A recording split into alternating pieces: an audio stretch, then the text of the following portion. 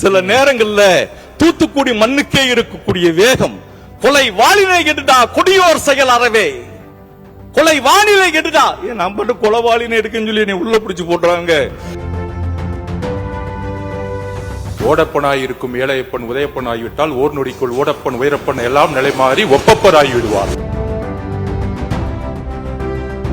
சிறை கதவுகளுக்கு பின்னால் மீண்டும் இந்த அவையிலே நான் வந்து பேசுவதற்கான நீங்கள் அருள் கூர்ந்து அதை மறந்துவிட வேண்டும் என்று கேட்டு நிறைவு செய்கிறேன். மாண்பு உறுப்பினர் திரு ஜி.வி. மார்க்கண்டேயன் அவர்கள்.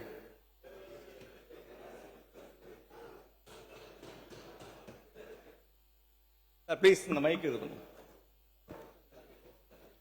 மாண்புமிகு பேரவைத் தலைவர் அவர்களே, முதலாக இந்திய வரலாற்றில்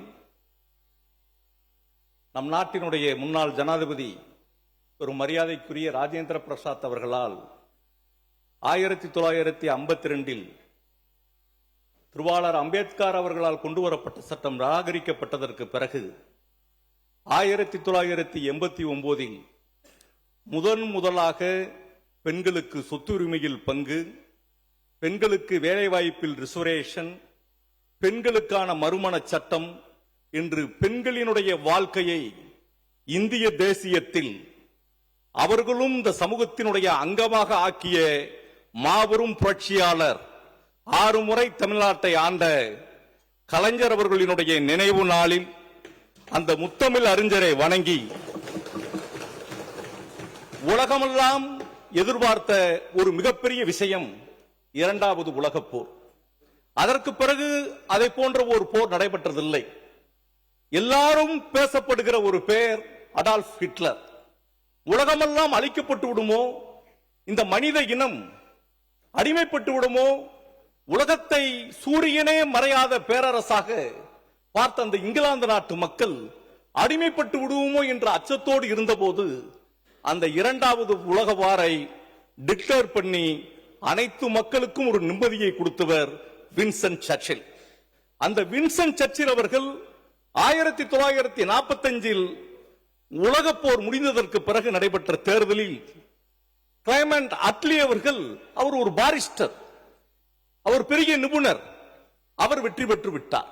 அந்த கொலிஷன் கவர்மெண்ட்ல துணை பிரதமராக இருந்தவர். அப்போது கிளைமண்ட் அட்லியிடம் ஒரு கேள்வி கேட்கப்பட்டது. இவ்வளவு பெரிய மாபெரும் தலைவனை, உலகமெல்லாம் உச்சரித்த அந்த வின்சென்ட் சர்ச்சிலை, ஒரு பெரிய ஆரேட்டரை நீங்கள் வீழ்த்தி விட்டீர்களே, நீங்கள் தான் இந்த உலகத்தினுடைய கதாநாயகன் என்று பத்திரிகைகள் கேள்வி கேட்கிற போது கிளைமண்ட் அட்லி சொன்ன வார்த்தையை இந்த அவையிலே நான் நினைவுபடுத்த கடமைப்பட்டிருக்கிறேன். நான் ஜனநாயகத்தில் நடந்த தேர்தலில் வெற்றி பெற்ற சாதாரண மனிதன், சர்ச்சில் ஒரு மகா புருஷர். அந்த வகையில் தெய்வத்துக்கு ஒப்பாகக்கூடிய மாபெரும் தலைவன் சர்ச்சில்.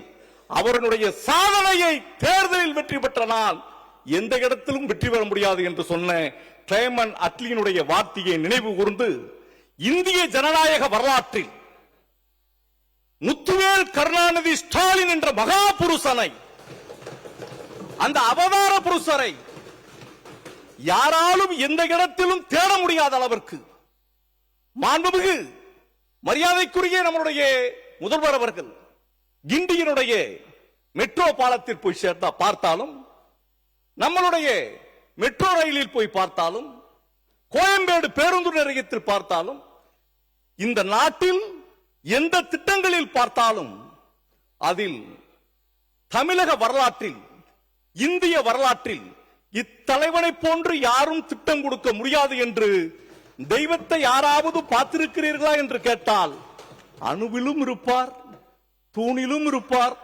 துரும்பிலும் இருப்பார் தான் இந்துவும் சொல்கிறது, இஸ்லாமியும் சொல்கிறது, கிறிஸ்தவமும் சொல்கிறது, வைணவமும் சொல்கிறது, சைவமும் சொல்கிறது. அதை போன்றுதான் தமிழ்நாட்டினுடைய அரசியல் தலைவன், உலகத் தலைவருக்கு ஒப்பான முத்துவேல் கருணாநிதியை எங்கும் தேட வேண்டாம், அவர் எல்லா இடத்திலையும் இருப்பார் என்பதை நினைவு கூர்ந்து, அச்சமில்லை, அச்சமில்லை, அச்சமில்லை, உச்சி மீது வானிடிந்து வீழுகின்ற போதிலும் அச்சமில்லை, அச்சமில்லை, அச்சமில்லை என்ற முண்டாசு கவிஞன் பாரதியினுடைய வரியை இன்றளவும் நினைவுபடுத்திக் கொண்டிருக்கிற எங்களினுடைய இளைஞர்களினுடைய வழிகாட்டி, இந்த தமிழகத்தை வழிகாட்ட போகக்கூடிய நட்சத்திரம் எங்கள் கட்சியினுடைய எதிர்க்கட்சியினுடைய தலைவர், எங்களுடைய அவை தலைவர் உதயநிதி ஸ்டாலின் அவர்களையும் வணங்கி, இந்த அவையில் என்னை ஒவ்வொரு முறையும் பக்குவப்படுத்திக் கொண்டு வார்த்தைகள் பேசுகிற போதும், படிக்கின்ற போதும், இந்த அவைக்கு நான் வருகிற போதும் எவ்வாறு பக்குவமாக நடந்து கொள்ள வேண்டும் என்று ஒரு தாய் உள்ளத்தோடு தந்தை உள்ளத்தோடு என்னை அரவணைத்துக் கொண்டிருக்கிற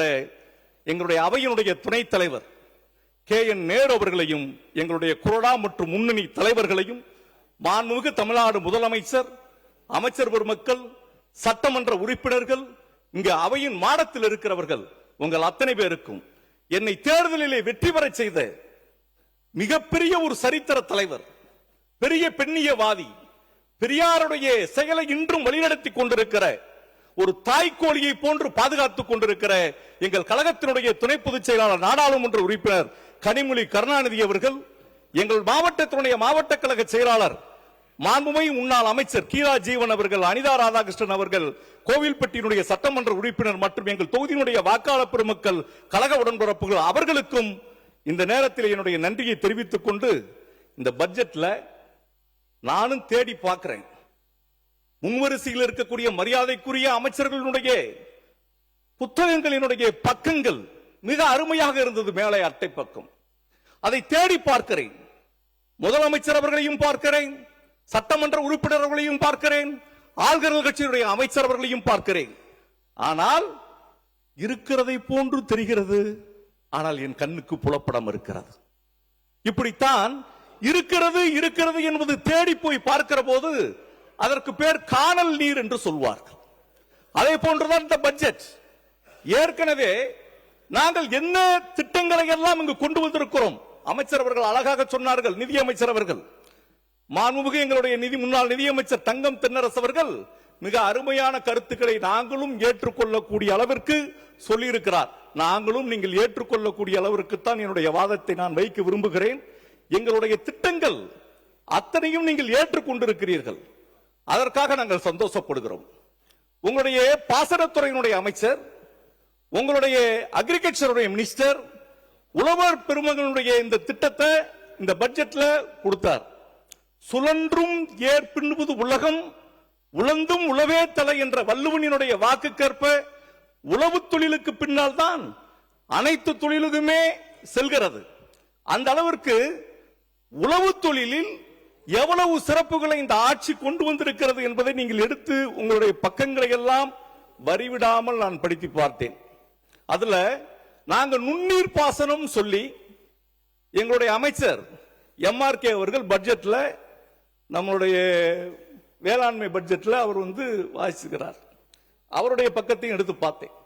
1183 கோடி ரூபாய் பணம் ஒதுக்கீடு பண்ணியிருக்கிறாங்க. 3 லட்சம் ஏக்கர் பாசன பரப்பளவு அது பயன்பெறும் என்று சொல்லி இருக்கிறார். ஆனா உங்களுடைய பட்ஜெட்ல 735 கோடி ரூபாய் அதுக்கு நிதி ஒதுக்கீடு செய்திருக்கிறீங்க.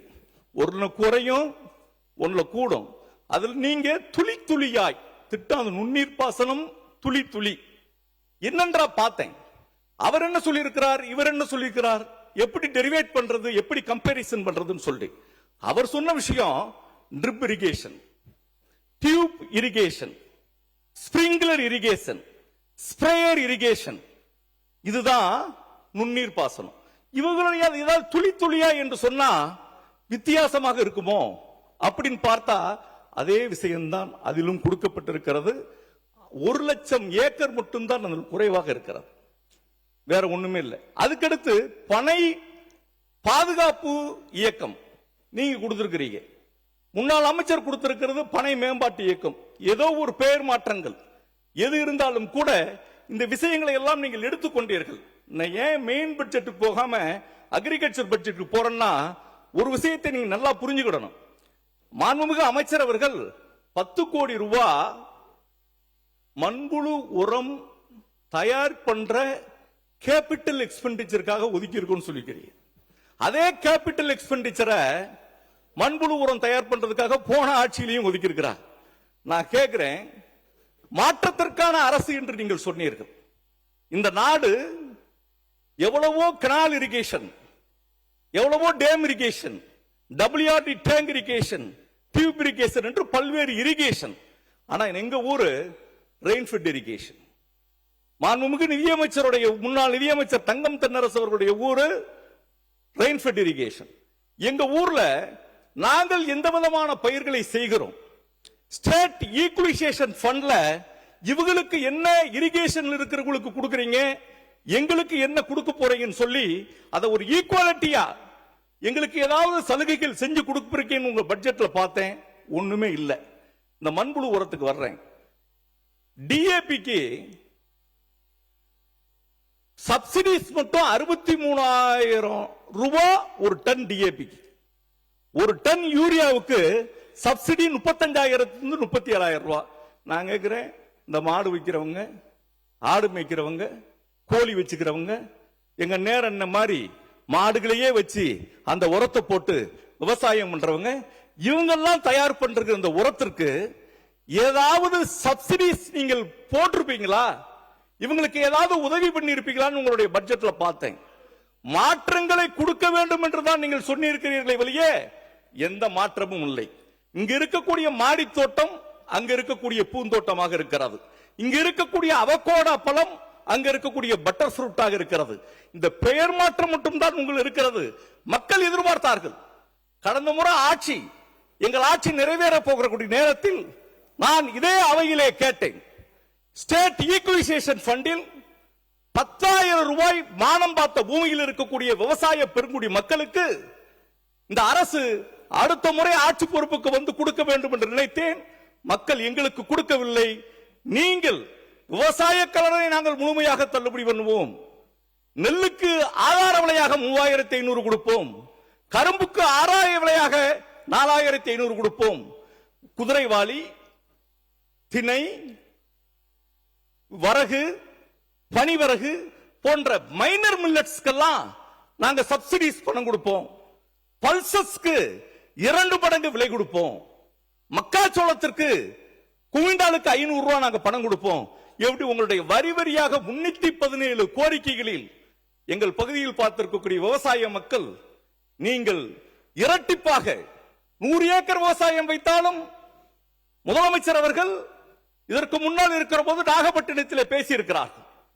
விவசாயி என்றால் 1 ஏக்கர் விவசாயம் செய்திருக்கிற விவசாயி தான், 100 ஏக்கர் விவசாயம் பண்ணிருக்கிற ஒரு விவசாயி தான், எல்லாருக்கும் ஒரே மாதிரி தானே இந்த விவசாய கடன் தள்ளுபடி விடும் என்ற கேள்வியை அவர் வைத்திருக்கிறார்.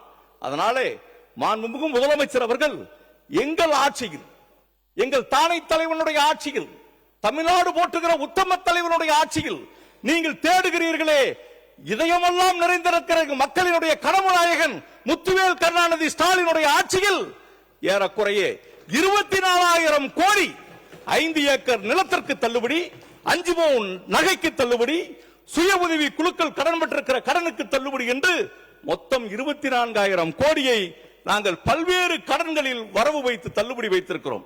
நீங்கள் அதையும் தாண்டி 50,000 கோடி தள்ளுபடி பண்ணுவீர்கள் என்று எதிர்பார்த்தார்கள். மானாவாரி நிலங்களுக்கு மார்க்கெண்டையர் என்ன 10,000 ரூபாய் கேட்கிறது. அன்பு சகோதரர் விஜய் அவர்கள் ஆட்சி பொறுப்புக்கு வந்தால் அவர் 20,000 ரூபாய் மானாவாரி நிலங்களுக்கு கொடுப்பார் என்று மக்கள் எதிர்பார்த்தார்கள். ஆனால் விவசாயிகள் எல்லாம் இப்போது கண்ணீர் வெடித்துக் கொண்டிருக்கிறார். அந்த விவசாய பெருங்குடி மக்களுக்கு ஏதாவது இந்த திட்டத்தில் ஏதாவது கிடைக்கும் என்று பார்த்தோம், எதுவுமே இல்லை. பட்ஜெட்டோடு இதோடு முடிந்து போய்விடவில்லை. மாண்புமிகு நிதியமைச்சர் அவர்களே, நீங்கள் கருணை உள்ளத்தோடு கணக்கு பார்க்க வேண்டாம். தனிநபருடைய கடனில் தான் உங்கள் கண் இருக்கிறது.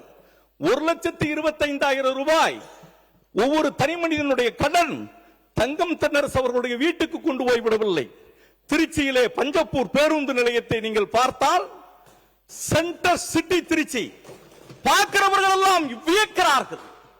கேளம்பாக்கம் பேருந்து நிலையத்தை வியக்கிறார்கள், கிண்டி பாலத்தை வியக்கிறார்கள். மெடிக்கல் கல்லூரிகளை அதிமுககாரர்கள் கொண்டு வந்தோம் சொல்லியிருக்கிற உங்களையும் நாங்கள் ஆதரிக்கிறோம், நாங்களும் கொண்டு வந்திருக்கிறோம், எங்களையும் ஆதரிக்கிறோம். இதையெல்லாம் development, education development, medical development, social development, இந்த இண்டெக்ஸ்காண்டி தான் இந்த பணத்தை செலவழிச்சுக்கிறோம். கடன் வாங்குறோம். இங்க வரக்கூடிய சட்டமன்ற உறுப்பினர்கள், நாடாளுமன்ற உறுப்பினர்கள், இங்க இருக்கக்கூடிய தொழிலதிபர்கள் கார் வாங்குறாங்க. யுனோவா கார் 32 லட்சம் 37 லட்சம் வருது. 37 லட்சத்துக்கு பிரீமியம் காசு 10 லட்சம் 5 லட்சத்தை கட்டிட்டு என்ன செய்யறோம்? கார் வாங்கிட்டு வர்றோம். வீடு லோன் வாங்குறோம். சென்னை இவ்வளவு பெரிய சிட்டியா டெவலப் ஆயிருக்கு. பாரிஸ் நகரத்து வீதிகளை விட சென்னை பிரம்மாண்டமாக இருக்கிறார். அவ்வளவு பெரிய அபார்ட்மெண்ட்ஸ். அண்ணன் சேகர் பாபு சிஎம்டிஏ மினிஸ்டரா இருந்திருக்கிறார். அபார்ட்மெண்ட்ஸ் கட்டுறவங்க அவங்க சொந்த காசுலயே வந்திருக்காங்க. கடன் எதற்காக வாங்கப்படுகிறது? அது மூலதன செலவுக்காக வாங்கப்படுகிறது. ஏழைகளினுடைய கல்விக்காக வாங்கப்படுகிறது. எந்த கடனுமே வாங்க முடியாமல் இருக்கிற அன்றாடம் காட்சியாக இருக்கிற ஒரு 131 1,31 லட்சம் பெண்களுக்கு மாதம் 1000 ரூபாய் கொடுத்தது. என் இடைநிற்றல் 10ஆவது வகுப்பு 12ஆவது வகுப்பு நின்று போயிடக்கூடாது. அவன் பிஜி வரைக்கும் படிக்கட்டும். எவ்வளவு பிஹெச்டி வரைக்கும் படிச்சாலும் மாசம் உனக்கு 1000 ரூபாய் தர்றேன். நீ எவ்வளவு வரைக்கும் படிச்சாலும் தமிழ் புதுமை பெண் திட்டம், எவ்வளவோ திட்டங்களை அள்ளி கொடுத்த அந்த நாயகன், அந்த பட்ஜெட் எல்லாம் இங்க ஏதாவது இருக்குமா?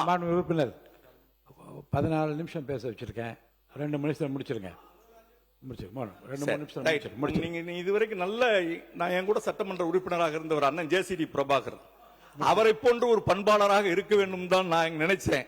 சில நேரங்கள்ல தூத்துக்குடி மண்ணுக்கே இருக்கக்கூடிய வேகம், கொலை வாளினை கெடுடா கொடியோர் செயல் அறவே, கொலை வானிலை கெடுடா. நான் மட்டும் கொலைவாளினை எடுக்குன்னு சொல்லி நீ உள்ள பிடிச்சு போட்டுறாங்க. கொஞ்சம் பார்த்துக்கங்க.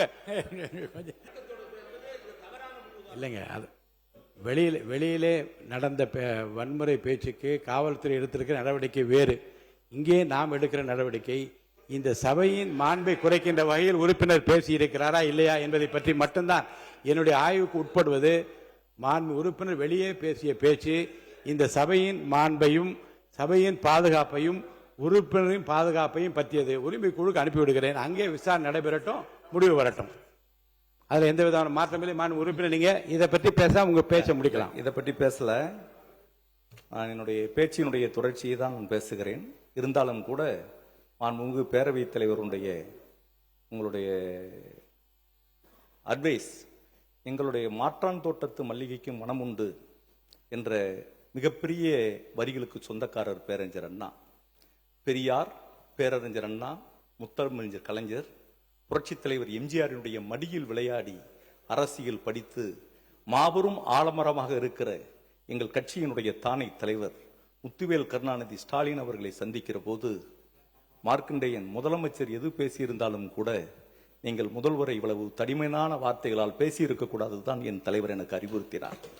அதை போன்று என்னை சிறைச்சாலைகளை பார்க்க வருகிற போது எவ்வளவு மாற்று அரசியல் கருத்துக்கள் இருந்தாலும் கூட எங்களுக்கு எதிர்க்கட்சியினுடைய தலைவர், மிகப்பெரிய போராட்டக்காரத்துக்கு சொந்தக்காரர், ஈட்டியே இதயத்தில் பாய்ந்தாலும் அதை எடுத்துவிட்டு ஓடுகிற வல்லரசுக்கு சொந்தக்காரர் உதயநிதி ஸ்டாலின் என்னை சிறைச்சாலைகளை பாளையங்கோட்டையில பார்க்கிற போது நீங்கள் முதலமைச்சரை இந்த அளவுக்கு பேசியிருக்க வேண்டாம் என்பது தான் சொன்னார்.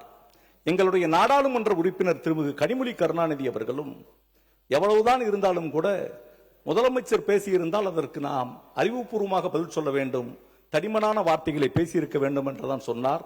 எங்களுடைய முதன்மை செயலாளர் நேரு அவர்களும் எங்களுடைய கொறடா வேலு ஐயா அவர்களும் கூட நாம் பண்பட்ட அரசியல் இயக்கத்தை சேர்ந்தவர்கள் என்பதுதான் சொன்னார்களே என்பதை எங்களுடைய தலைவர்கள் எவ்வளவு மாட்சிமைக்குரியவர்கள் என்பதை இந்த அவையிலே நான் பதிய வைக்க விரும்புகிறேன்.